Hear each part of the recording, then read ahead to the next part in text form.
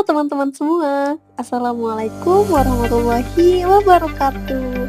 Kami dari kelompok 10 yang beranggotakan Ana Nurjana, Aprilia Dwi Astuti, dan saya sendiri Wafidah Tanur Siregar.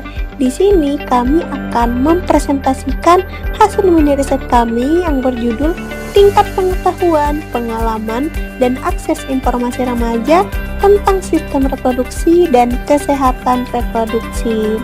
Adapun presentasi ini dilakukan untuk memenuhi tugas akhir dari mata kuliah Ilmu Kependudukan dengan dosen pengampu Bapak Apriyadi Siregar, SKN MKes.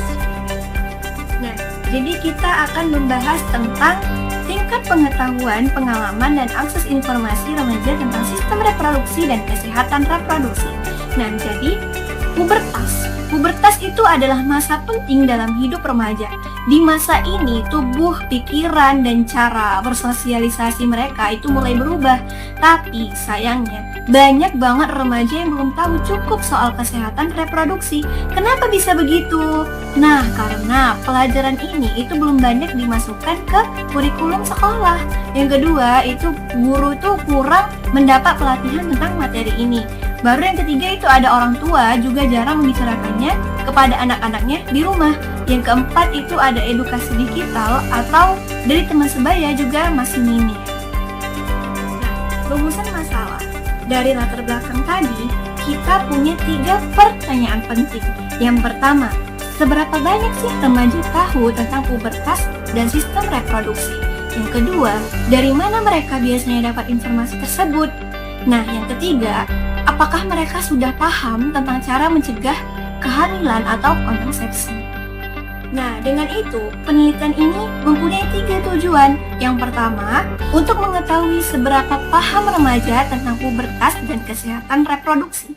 Yang kedua, itu mengetahui dari mana mereka biasa cari tahu atau dapat informasi begitu. Nah, yang ketiga itu ada mengevaluasi apakah mereka sudah paham atau belum tentang metode kontrasepsi tersebut. Penelitian ini mempunyai 2 manfaat utama. Yang pertama itu ada secara teoritis. Penelitian ini bisa mendapatkan atau menambah referensi atau ilmu baru dalam bidang edukasi kesehatan. Edukasi kesehatan ini dalam artian tadi kesehatan reproduksi pada remaja. Jadi bisa jadi dasar untuk penelitian selanjutnya. Yang kedua itu ada secara praktis, yang mana penelitian ini tuh bisa memberikan saran atau rekomendasi, misalnya pentingnya edukasi digital, peran sekolah, dan komunikasi dalam keluarga. Dengan apa? Tujuannya itu supaya remaja bisa lebih paham dan terlindungi. Metode penelitian. Nah, penelitian ini menggunakan desain deskriptif dengan pendekatan survei kuantitatif. Pendekatan ini bertujuan untuk apa? Untuk menggambarkan tingkat pengetahuan remaja tentang pubertas dan kesehatan reproduksi secara rinci. Nah, data yang dikumpulkan itu melalui kuesioner yang dirancang untuk mengeksplorasi pemahaman responden baik tentang pubertas, sumber informasi, dan metode kontrasepsi. Populasi penelitian ini adalah remaja laki-laki dan remaja perempuan yang dipilih secara acak untuk mewakili variasi pengetahuan dan latar belakang sosial ekonomi. Sampel itu diambil terdiri dari 31 responden. Karena metodenya itu kan melalui kuesioner dan wawancara. Responden ini berusia dari 10 hingga 15 tahun dan responden diwawancara menggunakan kuesioner terstruktur untuk memastikan data yang diperoleh itu konsisten dan relevan dengan tujuan. Instrumen penelitian ini mencakup pertanyaan tentang tanda-tanda pubertas, sumber informasi yang digunakan oleh responden, dan pengetahuan tentang metode kontrasepsi. Data dianalisis menggunakan statistik deskriptif untuk menggambarkan distribusi frekuensi dan persentase pengetahuan responden. Pendekatan survei ini dipilih karena menggunakan pengumpulan data yang luas serta menggunakan waktu yang relatif singkat. Selain itu juga metode ini menjadi efektif. Oke, tadi kita sudah membahas nih hasil dari pengetahuan remaja tentang pubertas, tapi bagi remaja laki-laki. Sekarang kita menggeser, kita bahas pada remaja perempuan.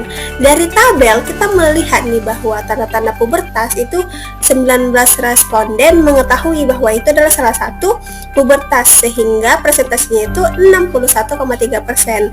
Lalu payudara membesar, nah ini hanya 14 responden yang mengetahui, sehingga presentasinya itu 45,2%. Lalu pinggul membesar adalah salah satu ciri pubertas, yang memahami itu hanya 10 responden dengan presentasi 32,3%. Lalu gairah seks meningkat, hanya 9 responden yang mengetahui itu, dan presentasinya itu sekitar 29,0%. Lalu haid sekitar 18 responden, lumayan tinggi ya, yaitu sekitar presentasinya itu 58,1%. Lalu ada remaja yang tidak mengetahui bahwa hal-hal yang di atas adalah ciri-ciri pubertas, yaitu sekitar 9,7%, yaitu ada 3 responden. Nah, jadi kesimpulannya apa dari responden perempuan? Bisa disimpulkan bahwa sekitar selanjutnya ini adalah sumber mendapatkan informasi terhadap adanya perubahan tubuh ketika mengalami masa pubertas. Jadi hasil menunjukkan bahwa mayoritas sekitar 64,5% mengetahui informasi tentang perubahan pubertas itu dari guru, sebanyak 38,7% dari teman sebaya, dan buku sekolah itu sebanyak 38,7% juga menjadi sumber informasi utama gitu. Sementara itu, media seperti televisi dan internet itu relatif kurang, di mana hasilnya itu masing-masing menunjukkan di bawah 13%. Hanya 16,1% responden itu menyebutkan ayah sebagai sumber informasi, yang menunjukkan bahwa keterlibatan orang tua laki-laki masih rendah dalam pendidikan seksual. Nah, ini adalah grafik distribusi usia pertama kali mengalami mimpi basah. Jadi usia 15 tahun merupakan usia terbanyak di mana responden pertama kali mengalami mimpi basah, yaitu sebanyak 8 orang. Dan untuk usia 17 tahun itu berada di posisi kedua dengan jumlah 5 responden, usia 16 tahun sebanyak 2 responden, dan usia 14 tahun hanya 1 responden. Tidak ada responden yang mengatakan bahwa mengalami mimpi basah pertama kali itu di usia 18 tahun. Jadi puncak terjadinya mimpi basah pertama kali terjadi di usia 15 tahun yang sesuai dengan masa pubertas rata-rata remaja laki-laki di Indonesia. Nah, ini adalah hasil yang menunjukkan pernah atau tidaknya responden membicarakan tentang mimpi basah sebelum mengalaminya. Jadi dari 31 responden hanya 35,5% yang menyatakan pernah membicarakan tentang mimpi basah sebelum mengalaminya. Sebanyak 22,6% itu tidak pernah membicarakannya, dan sisanya itu belum mengalami dan tidak menjawab gitu. Ini menunjukkan bahwa komunikasi terbuka mengenai perubahan tubuh masih terbatas. Nah, ini adalah grafik dari hasil pengetahuan metode KB. Jadi berdasarkan hasil survei terhadap 31 responden, diketahui bahwa tingkat pengetahuan tentang metode alat kontrasepsi ini cukup bervariasi gitu. Metode kontrasepsi yang paling banyak dikenal itu adalah kondom, di mana hasilnya itu sebesar 96,8% responden itu menyatakan pernah mendengarnya.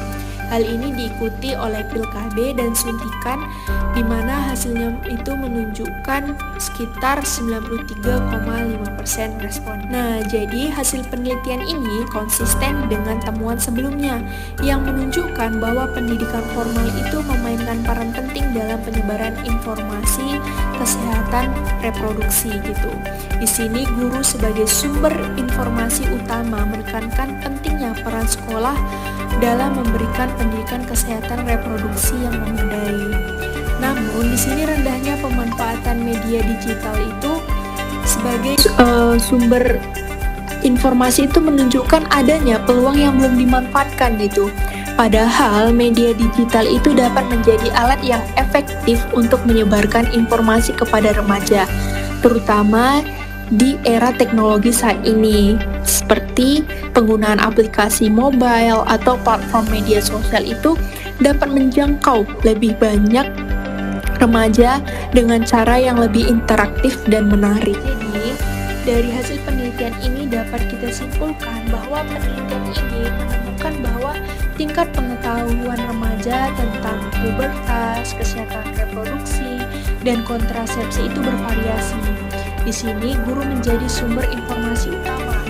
Sementara pemanfaatan media digital dan keterlibatan keluarga itu masih sangat terbatas. Dan juga pengetahuan remaja tentang metode kontrasepsi modern itu cukup. Selain itu, dari hasil penelitian ini dapat kita berikan rekomendasi bahwa yang pertama itu diperlukan mengintegrasikan pendidikan kesehatan reproduksi itu dalam kurikulum sekolah itu. Yang kedua, perlu juga pemanfaatan teknologi digital.